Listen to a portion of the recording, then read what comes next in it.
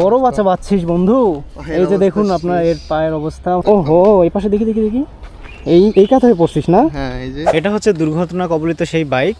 তো কেমনে কি হইলো তুমি যদি বলো। আজকে আমি জেন্টালি রাইড করতেছিলাম, একটা পয়েন্টে এসে দেখি দুইটা সাইকেল রাস্তা পার হচ্ছে। সামনে একটা বাস আসতেছিল, আমার বাইকের এভারেজ গতি ছিল 55। তো ওকে তারপরে ও ওপাশ থেকে বাসে আসতেছিল, তো আমার গাড়ি সোজা যাচ্ছিল, তো এই পাশে লেগে গেল, আমি পড়ে গেলাম, একটা ডিগবাজি দিলাম, হেলমেট ছিল, গ্লাভস ছিল। সামনে বাইকের সামনে ডিগবাজি হয়েছে?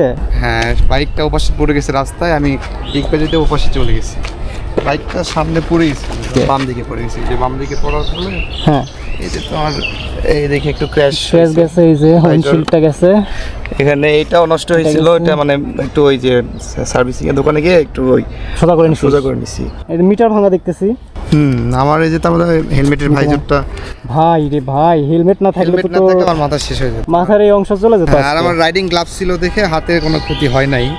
আর এখানে বড় বাচ্চা বাচ্চিস বন্ধু, এই যে দেখুন আপনার এর পায়ের অবস্থা, মনে হয় এই ছিলেও গেছে। আচ্ছা যাই হোক, ওটা দেখান যাবে না। প্যান্টের অবস্থা দেখুন, ছিঁড়ে ছুটে গেছে। প্যান্টে হচ্ছে হাতের অবস্থা, আমি কাটা অংশটা ঢেকে রাখি।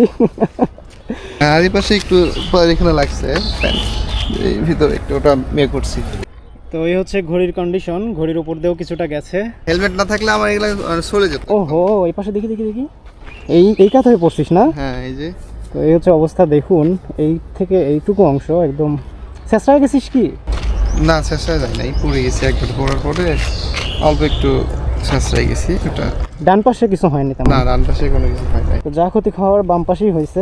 একটা বাইকের অবস্থা, এই যে পিছনে যে পাদানি আছে, পাদানিটাও কিন্তু এই যে স্ক্র্যাচ ক্ষয়ে ছিলে গেছে। ওখানে অনেক কয়েকজন ভাই ছিল, তারা অনেক হেল্প করছে। আসলে তখন তো আমলি বাবলি না, আসলে ও হচ্ছে কনফিউজড ছিল।